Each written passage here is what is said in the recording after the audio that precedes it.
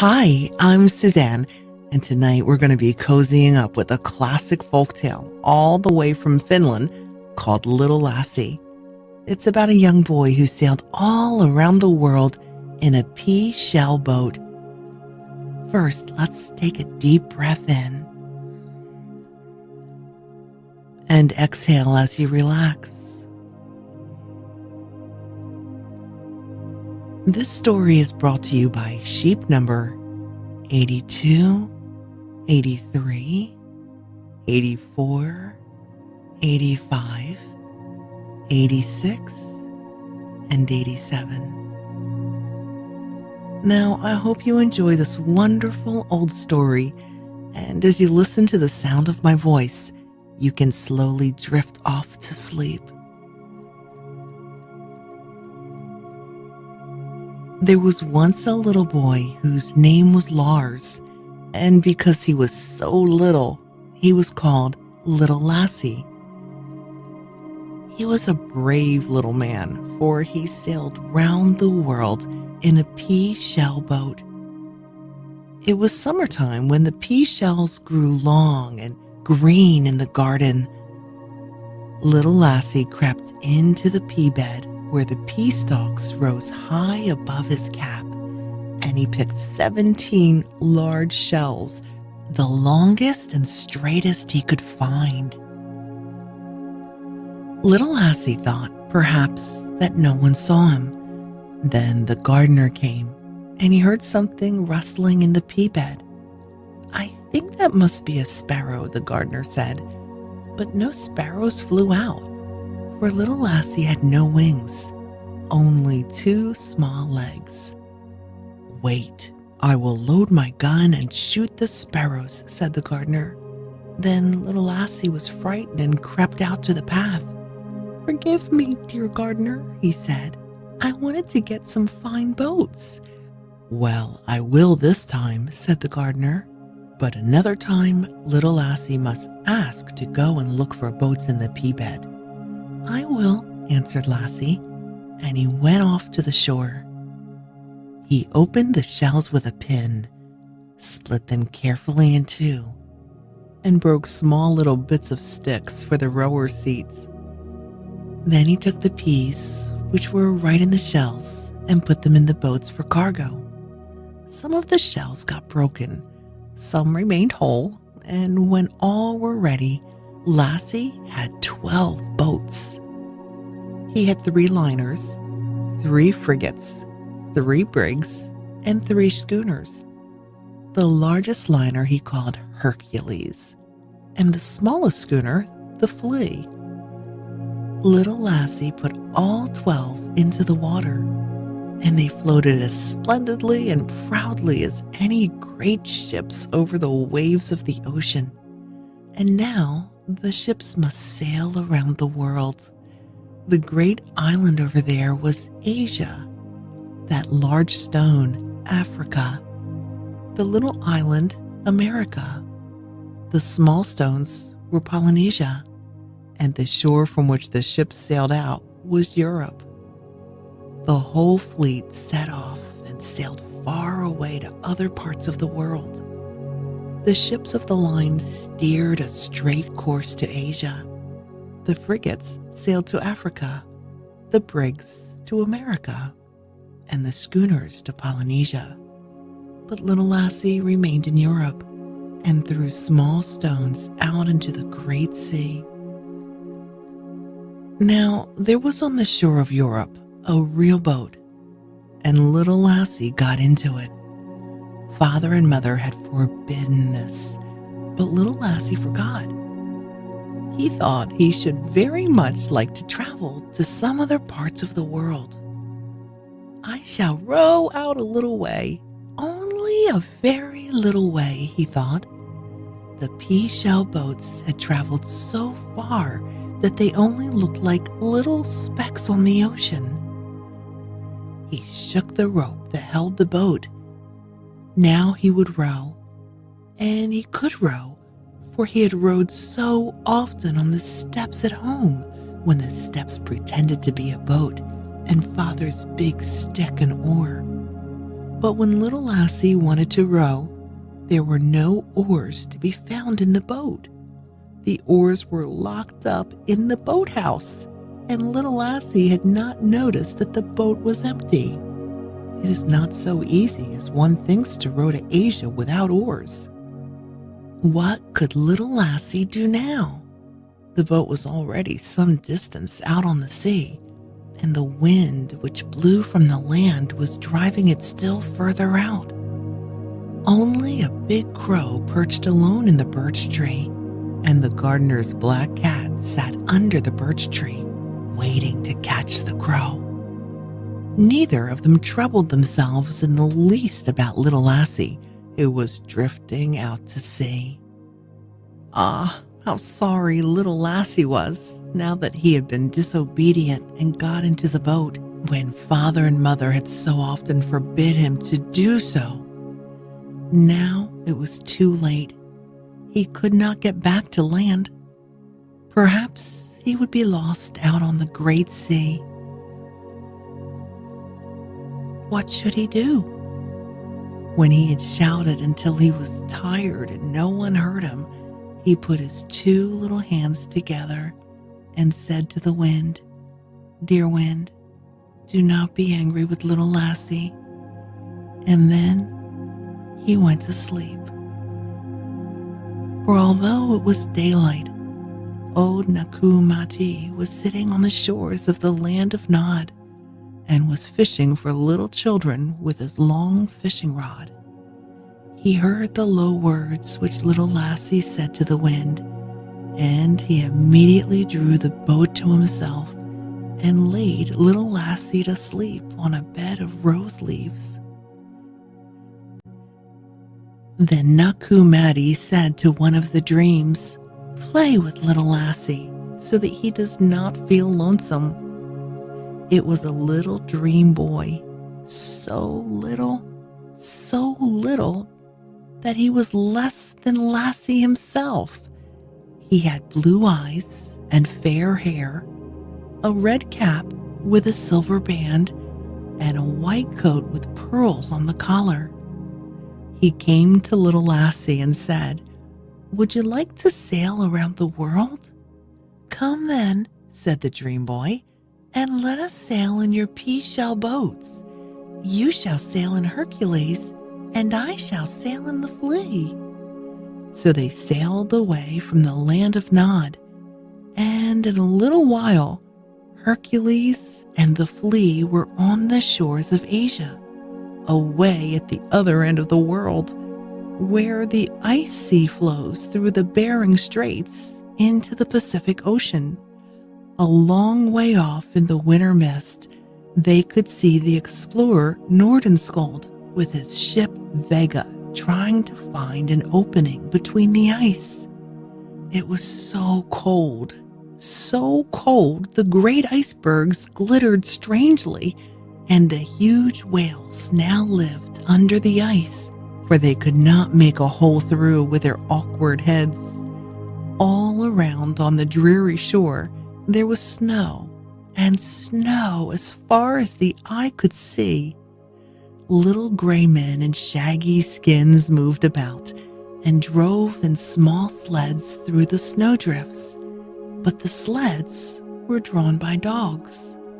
"Shall we land here?" asked the dream boy. "No," said little Lassie.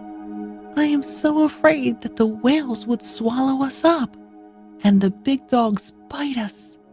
Let us sail instead to another part of the world." "Very well," said the dream boy, with a red cap and the silver band. "It is not far to America."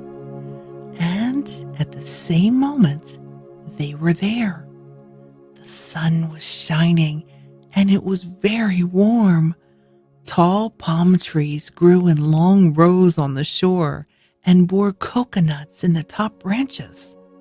Men galloped over the immense green prairies and shot their arrows at the buffaloes, who turned against them with their sharp horns. An enormous cobra, which had crept up the stem of a tall palm tree, threw itself onto a little llama that was grazing at the foot. "Shall we land here?" asked the dream boy. "No," said little lassie. "I am so afraid that the buffaloes will butt us and the great serpent eat us up. Let us travel to another part of the world." "Very well," said the dream boy with a white coat. "It is only a little way to Polynesia." And then they were there. It was very warm as a hot bath in Finland. Costly spices grew on the shores: the pepper plant, the cinnamon tree, ginger, saffron, the coffee plants, and the tea plant. Beautiful people with lovely painted faces hunted a yellow spotted tiger among the high bamboos on the shore, and the tiger let out a great roar. Then all the others took to flight. "Shall we land here?" asked the dream boy. "No," said little lassie. "Don't you see the tiger away there by the pepper plant? Let us travel to another part of the world." "We can do so," said the dream boy with the blue eyes. "We are not far from Africa." And as he said that, they were there.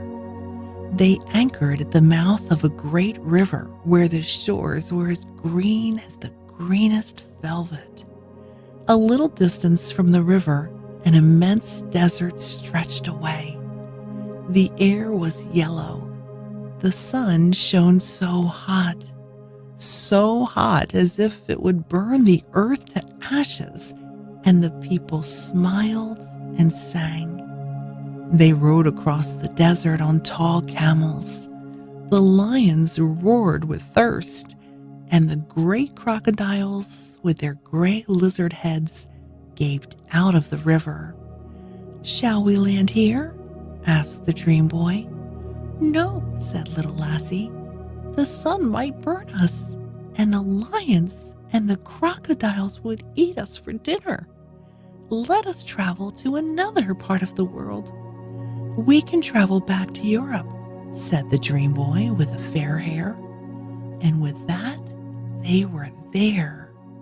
They came to a shore where it was all so cool and familiar and friendly. There stood the tall birch tree with its drooping leaves. At the top sat the old crow, and at its foot crept the gardener's black cat.